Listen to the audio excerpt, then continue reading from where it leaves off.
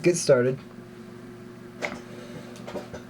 When you create a character, you're going to need a character sheet like this, a pencil or a pen, the player's handbook, which you can find a PDF of online. I will put a link in the description.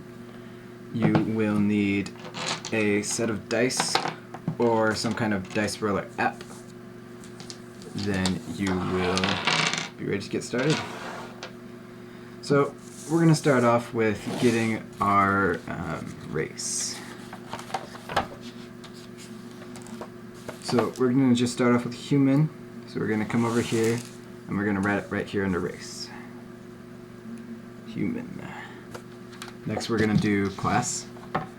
Here's a table of all the classes. And I think this human is going to be a fighter. So then what you want to do is come over here to class and level and write fighter. And then in parentheses, a 1. And then you want to look at the fighter stuff and see the hit dice, the primary abilities, and then the saving throw preferences.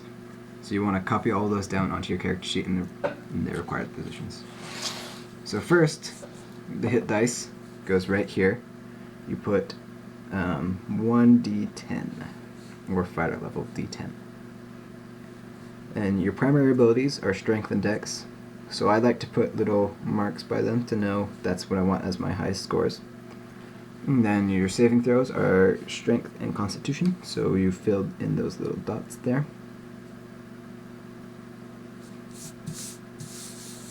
And we're gonna go get background. So there's a bunch of different backgrounds. So this character is going to be a soldier. So what you want to look at for the soldier is whatever your thing is. It'll have skill proficiencies. For soldiers, athletics and intimidation. And then it'll have equipment that you have. An insignia of a rank, a trophy taken from a fallen enemy, a dagger, broken blade, or a piece of a banner. A set of bonus dice or deck of cards. Bone dice, a set of common clothes, and a pouch containing gold pieces. All we really care about, or at least me, since you're just kind of creating a character with me, is the pouch containing 10 gold pieces. So we're going to write down the 10 gold pieces and fill in the skill proficiencies. So we're going to come over here. Gold pieces are down here, so we'll write 10 there. And then we'll come over here and we'll get the skill proficiencies on this chart here. So he gets athletics and intimidation. So we'll fill in athletics and we'll fill in intimidation. And then we're going to want to take another look at this and look and see at the specialty chart. There's a bunch of different specialties that you can look at and decide what you want to pick, or you can roll for them. I'm just going to pick because it's going to be easier that way. And if you continue down, there's personality traits, ideals, and then for this one it turns the page, and then there's bonds and flaws. And those are all stuff that you're going to have to write down on various places in the character sheet. So we'll write down specialty first. I like to turn over to the second page of your character sheet and write it in there. So I'll write it under allies and organizations, since this is a soldier and he would be allied with them. So then I'll just write specialty,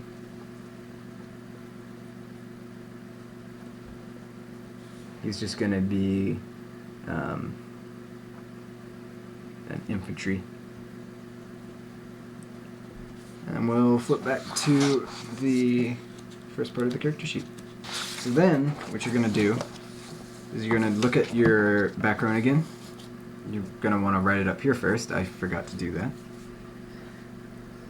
Soldier. And you're going to look at the personality traits, the ideals, the bonds, and the flaws. So for my personality trait, I'm going to go with I'm always polite and respectful. And for my ideal, because I want this to be a good character, I'm going to pick one of the ones that are either good, lawful, neutral, or any. So I think I'm going to pick Nation, number 6 on the ideals. My city, comma, nation, comma, or people are all that matter. Then we're going to pick a bond. I'm going to pick bond number 3, my honor is my life.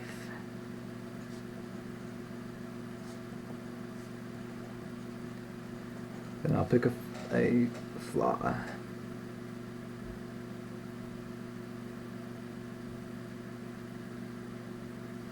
I'm going to pick flaw number 4. My hatred of my enemies is blind and unreasoning.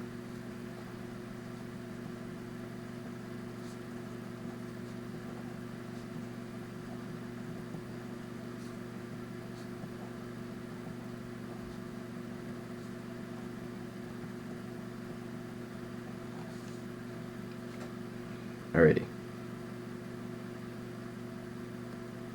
So, we have that now. We will move on to alignment. So if you turn a little bit before the backgrounds, there are ideals. Not ideals, alignments. There's a bunch of different alignments.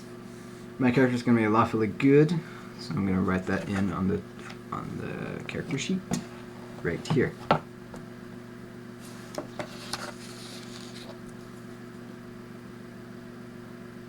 Lawful good. Since this is going to be a level 1 character, he's going to have 0 experience points. And then we're going to look at some other stuff now. So, something to note about these personality traits, ideals, bonds, and flaws, is that these, to the DM's discretion, and it might be different in your specific campaign, but whatever you might have here, like maybe your flaws, I like ale too much.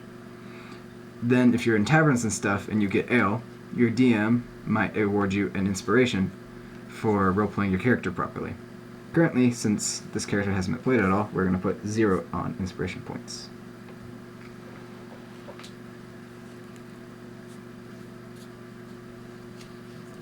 So we're going to turn back to race now, and we're going to look at the racial traits of whatever race you picked. So since we picked human, we're going to go to human, and we're going to look for a area called whatever your race's name is, traits. Ours is human traits, and that will be an ability score increase, an age, an alignment, a size, a speed, and languages. So you're going to want to write down most of these. I usually don't write down age and size when I'm creating my characters, especially for humans, since you kind of know already since you're a human. But I'll go here, and on strength, dex, constitution, intelligence, and wisdom and charisma, they each get a +1 increase. So I'll write +1 by all of them, so I know they all increase by 1.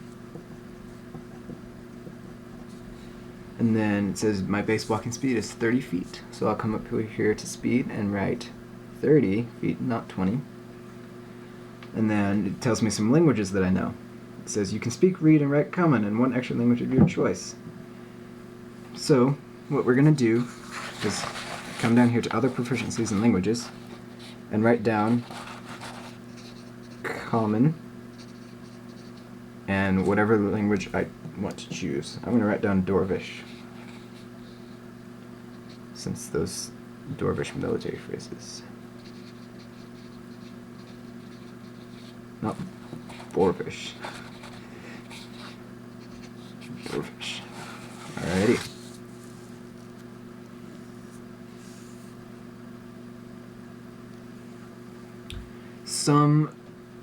Some race-specific traits you might have is a skill trait, where elves, if you go as a high elf, you get to cast 1 spell from the wizard spellcasting list, and stuff like that. Humans are pretty basic since they're, well, humans. Alright, so now that we have all of the race-specific stuff, we're going to go ahead and roll some stats before we move on. So what I like to do is I like to flip it over to the back and then just do my stats on the back. So what you'll need is you'll need 66s or some online stat roller, which I will link in the description. And you'll want to take them and you'll roll them. For my campaigns, I have my players roll 4d6s, write down what they got, and drop the lowest number. So since this is a 6, a 4, a 3, and a 2, I drop the 2 and just write down the 6, 4, 3. And then you'll repeat that process 6 times. For my campaigns and stuff, my players, when I create characters for my players, I'll have them roll it 7 times. And then they'll drop the lowest out of those 7 rolls and then use those 6 rolls to put them on there. That's just how I do it. Your DM might do it differently, so contact them first. 654. So we drop the 4 and write 655.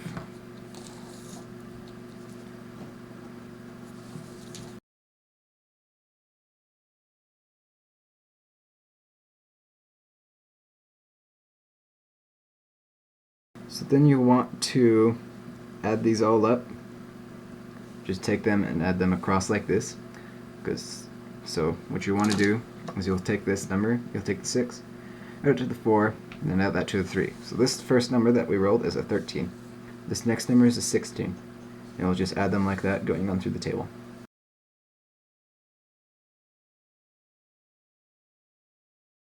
So then, because I rolled 7 and I'm going to be dropping the lowest number, I'm going to drop this 431. So this 431 disappears.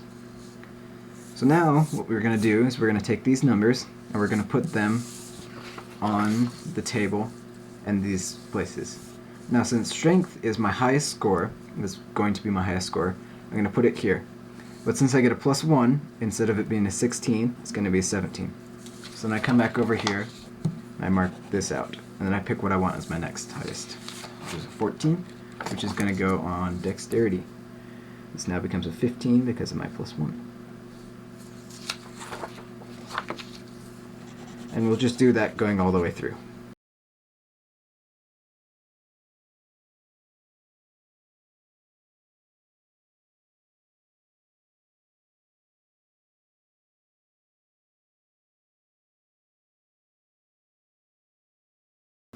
So now you can go through and you can erase all of those ability score, the different things that you have here, like the lines and that sort of stuff. And then we'll go over here to the player's handbook again, and you'll look at your ability scores modifier. It's on page 13, and it just has what your scores are and what your modifiers are for them. So you'll just look at these and see, okay, so 16 and 17s are +3, 14s, 15s are +2, and so on and so forth, and you just go and write them down in these small boxes. So for my 17, I'll put a +3 here, a 15 is a +2, 14 is also a +2, 12 is a +1, 11 is a +0, and a 10 is also a +0. So then what we're going to want to do is we're going to get class-specific stuff. Well, first you can go over here, and you can see here my strength is 3, and it'll be whatever your proficiency bonus is, which we'll find over in your class.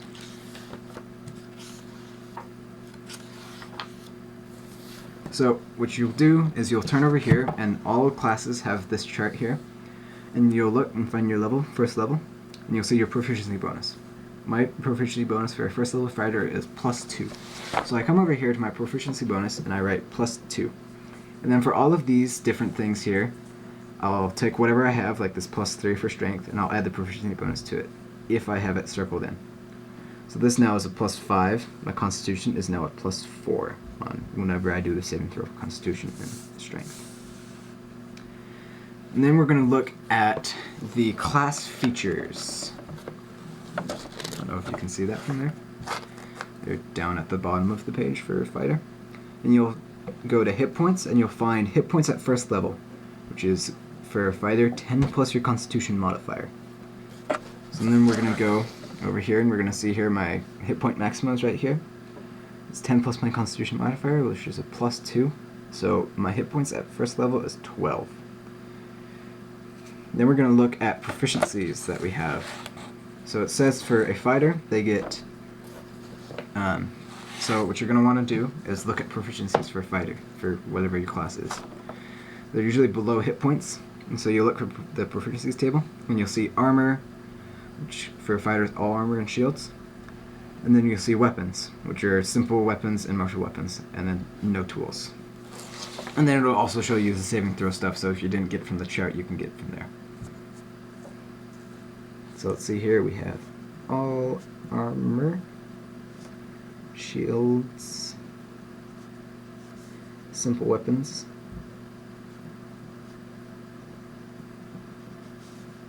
and martial weapons.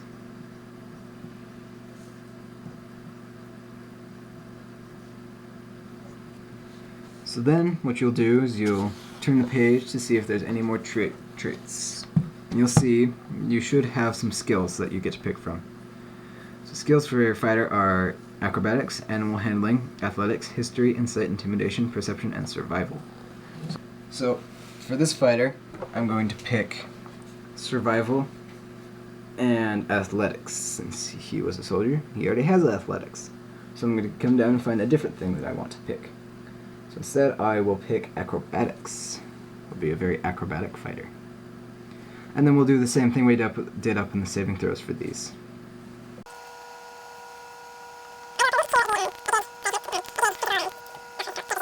To a character sheet that you can print off and write all this down in the description. So if you have a stat that says +0, like the wisdom and charisma for this guy, you'll just take your proficiency bonus and add it to it just as you normally would. So his intimidation will be a +2 instead of being a +0 when you roll for intimidation on someone.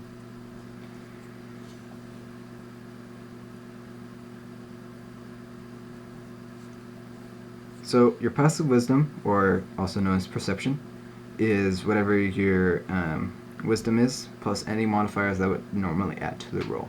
So if you have perception, you would add that to it. But what we're going to do instead is we're going to add our proficiency bonus to it, and it's just 10 plus whatever you can add to the roll. So my passive wisdom for this character is 12. So we have all of that. Now we're going to look at what equipment he starts out with. Now he says he starts out with chainmail or leather armor, a longbow, and 20 arrows. So I'm going to go with chainmail, I think, because this guy is just going to be a standard infantry without any ranged options. I might give him a crossbow of some kind, though. So then you'll write down at the bottom in equipment whatever armor you have. So since I have chainmail, I'll write down chainmail. And then, let's see here, it says I get a martial weapon and a shield, or 2 martial weapons. I'm going to pick a martial weapon and a shield. So I get a shield, and I'm just going to write down martial weapon over here so I remember to pick one. You don't have to write it over here, you can just remember it in your head. Then let's see here, we get either a light crossbow or 2 hand axes. We're going to pick a light crossbow so that he does have some kind of range.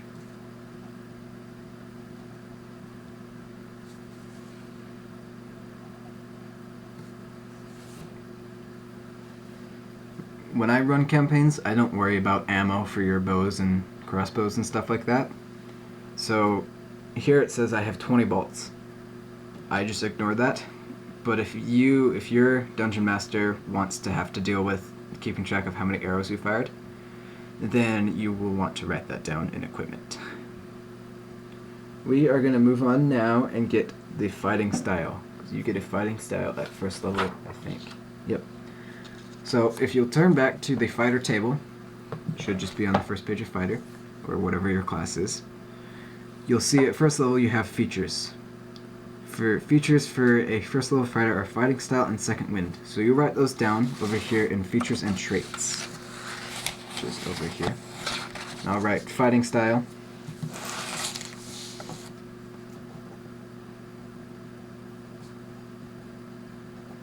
And and second wind below it a little bit. And then you'll want to go and look at whatever the fighting style and second wind perks are. So if we come over here and we look at what fighting style is, we see here there's a bunch of different fighting styles, and we get to pick one fighting style.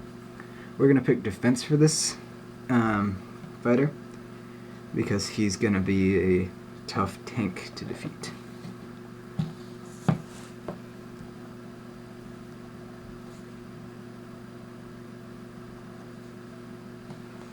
And then we're going to look at what the second wind perk is.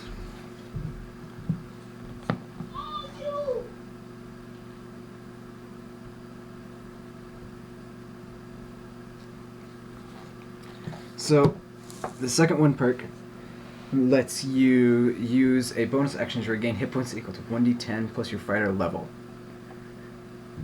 So, we're just going to leave it there, and if we need to look it up later to see what it is, we can do that. Alrighty, that is all of our fighter stuff that we need. So we're going to turn to equipment, which is on page 143. And we're going to go ahead and roll for what the fighter gets as his funds to start out with. So we're going to roll 5d4 times 10. So what I'd like to do is I like to go to the back of the character sheet and roll the 5d4s. So this is a d4. It's kind of like a pyramid. It's definitely interesting. So you roll. I got a 3 on my first roll. 3 plus another 3 plus a 1. Plus another 3, plus a 4. So then you'll take these and you'll add them all up. So we have a 6 plus 4 is 10, plus another 4 equals 14. So we have 14 times 10 gold pieces to start out with. So we have 140 GP to start out with, plus whatever is added by our background. So we come over here where we put the gold pieces earlier. We erase whatever we have in there and we add it to whatever we got. So instead of 10 there, we now have 150 gold pieces. So then you want to turn over to whatever the armor you have is, the armor chart. So you look here and see, okay, so here's some light armor, here's medium armor, and here's a heavy armor. And then you'll look at whatever armor you have. We have chainmail armor, and it says we have a 16 dex modifier. And it says we also have a shield, and we have a +1 bonus AC when we're wearing armor.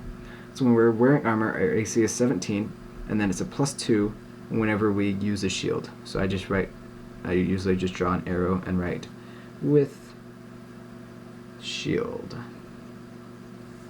So you might be wondering what this initiative part of this is. This is whatever your dexterity modifier is. Mine is +2, so I'll just write +2 here.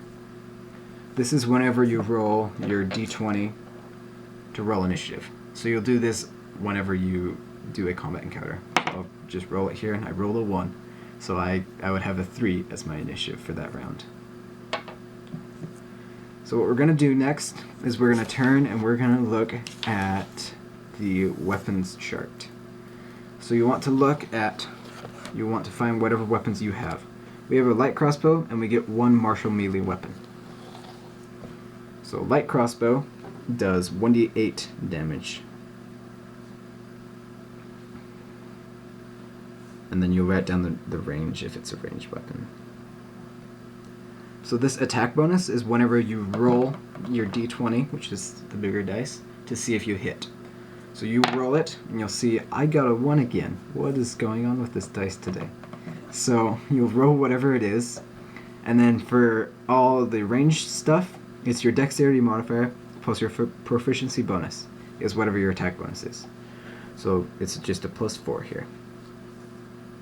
So I would have, since it's a natural 1, I would still have a 1.